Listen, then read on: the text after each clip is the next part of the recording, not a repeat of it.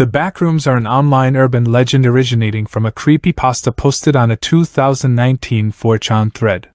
One of the most well-known examples of the internet aesthetic of liminal spaces, which depicts usually busy locations as unnaturally empty, the Backrooms was first described as a maze of empty office rooms that can only be entered by not clipping out of reality. As its popularity grew, internet users expanded upon the original concept by creating different levels and entities which inhabit the Backrooms. Fan-made video games, collaborative fiction wikis and YouTube videos have also been created. A series of horror shorts created by YouTuber Kane Parsons in 2022 is credited with popularizing Backrooms content on the mainstream internet, and he is slated to direct a film adaptation of his Backrooms videos. David was trapped in a nightmare. He had somehow slipped out of reality and into the Backrooms, a place where the laws of physics did not apply. He was in level 0, the first and most basic level of this twisted dimension. It looked like an endless office building, with yellow walls, damp carpet, outlets, and fluorescent lights. Every room was similar, but none of them were the same. He could hear a loud buzzing sound from the lights that hurt his ears. He felt the wetness on his shoes and realized it was the carpet fluid. He did not know what it was, but he knew it was not safe to drink. He tried to walk in a straight line, hoping to find an exit, but he ended up in different rooms or back where he started. He felt lost and confused in level 0. His GPS and compass did not work, and his radio only produced static. He noticed a gap between the ceiling tiles and pushed one aside.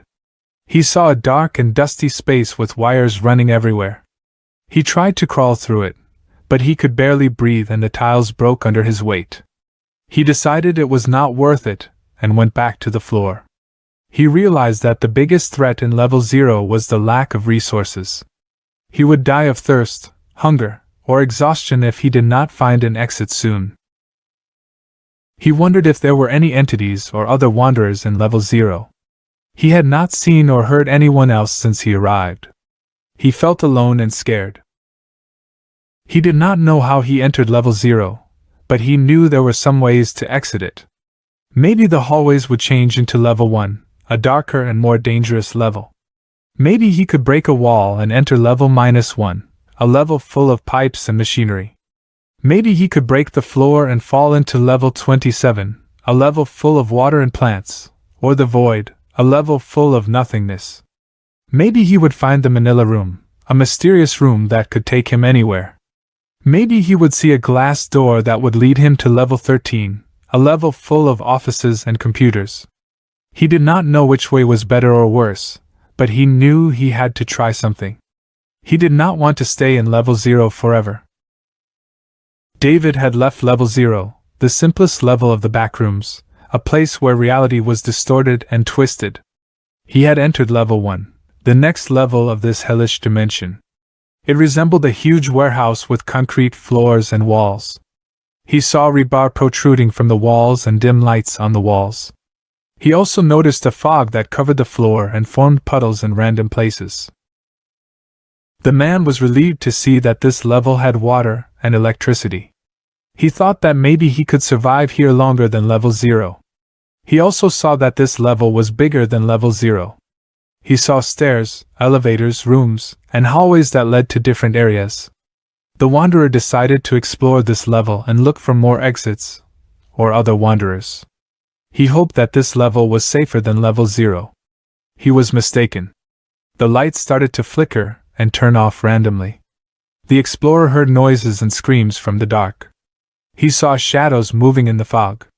He realized that there were hostile entities in this level that wanted to kill him. The survivor panicked and ran for his life. He tried to find a safe place to hide or a light source to protect himself. David wished he had brought a weapon or some supplies with him. He also noticed that there were crates scattered around the level.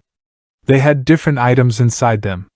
Some of them were useful, like food, water, batteries, tarps, weapons, clothing, and medical supplies. Others were useless or dangerous, like car parts, crayons, syringes, paper, mice, shoelaces, coins, and hair. The desperate man did not know which crates were safe or not. He did not have time to check them carefully. He had to grab whatever he could find and hope for the best. He also saw crude paintings and drawings on the walls and floors.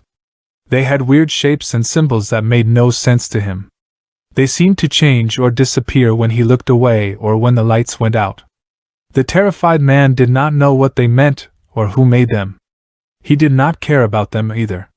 He only cared about surviving this level and finding another exit. David was not alone in level 1.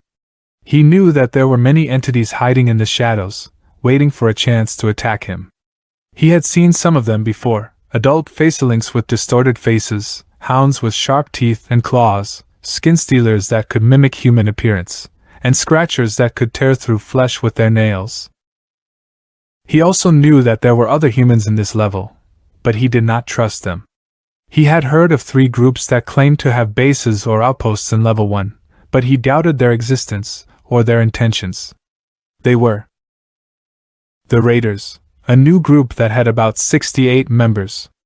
They seemed friendly to some travelers and offered to trade, but they also shot at others without warning. They said they wanted to destroy all the big groups in the backrooms, because they thought they would bring corruption or politics to this hellish place. They planned to grow bigger by stealing and taking over other colonies and outposts. Base flickers of the backroom colonists, a small base that belonged to the main group. They were friendly and open to trade. They had a population of 25 to 200 people, depending on how many were stationed there. They used the base for fandom or Reddit posts, and they had internet access. They often interacted with other outposts or bases in the level, especially the Republic of Level 153 and the Orderly Republic. Republic of Level 153, an outpost of the Republic of Level 153 that had around 40 members. They welcomed survivors and helped them. They had existed since the creation of the Republic of Level 153. They had bounties on certain entities and had around 60 guns and 3 machine guns. David did not care about any of these groups. He just wanted to get out of this level as soon as possible. He knew that there were some ways to enter or exit this level, but they were not easy or reliable. He had learned that entrances. He could enter this level by opening ordinary doors in many levels, but it was a rare chance. He could also enter this level from level 0, or by not clipping in level 1.5.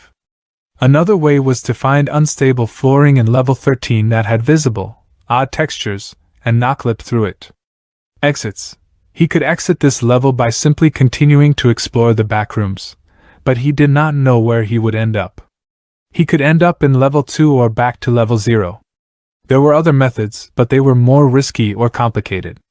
For example, an unlocked door. It could lead to another level, but it was hard to find one. The hub. It was a place where he could access other levels, but he had to follow a certain sequence of turns to get there. If he made a mistake, like taking the wrong turn or not doubling back, he could end up somewhere random. Not clipping through walls that had outlets. It could lead to another level, but he did not know what that level was like. David decided to try the unlocked door method. He had heard of it from another traveler who had given him a tip on how to find one. He said that some doors had a faint glow around them, and that meant they were unlocked and could lead to another level. He hoped it was true and not a lie.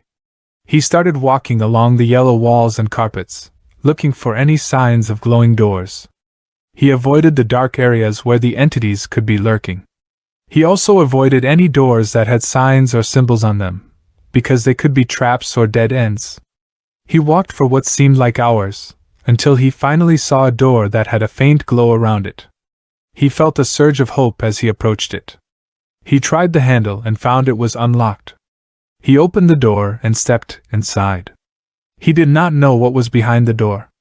He only knew that it was another level with a different name, Level 2. He hoped it was better than Level 1. Level 2, Pipe Dreams. Low entity count. Level 2 is the third level of the backrooms. David was trapped in Level 2, a place of horror and decay. He wandered through the long, dim concrete hallways, where steam pipes ran along the walls and ceilings.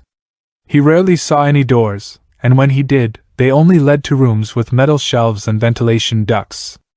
The pipes made the heat unbearable, reaching over 200 Fahrenheit, 93 Celsius, and sometimes even higher. David felt like he was being boiled alive. He could see the cracks in the stone and the rust on the pipes, signs of years of neglect and deterioration.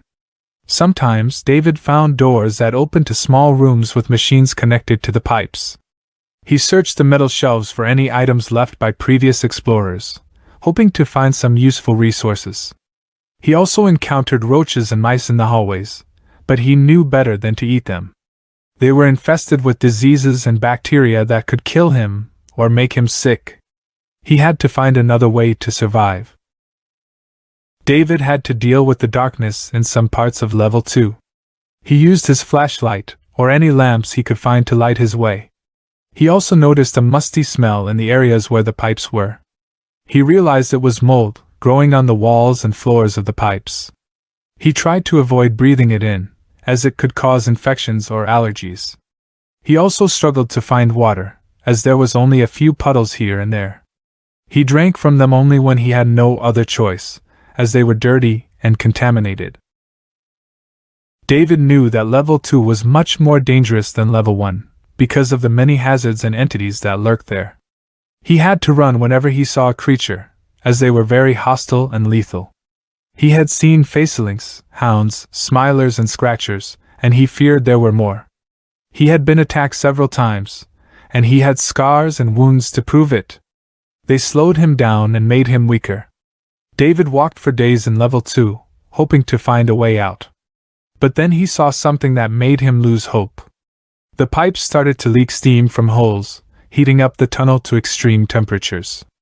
He could not go any further without getting burned. He tried to turn back, but the tunnel closed behind him. He was trapped in a furnace, with no escape. He screamed as he felt his skin melt off his bones. Known entities that lurk in Level 2 are facelings, hounds, smilers and scratchers. Additional entities likely inhabit the level, however. Colonies and outposts. Due to the nature of this level, colonies and outposts are unable to be established. Entrances and exits. Entrances. One of the two. The only known way to enter Level 2 is via a stairwell in Level 1. There, one can find an unlocked door that will lead to here. Exits. There are two known ways of exiting Level 2. Finding a fire exit in Level 2 will transport one to Level 3, despite the dangers and risks.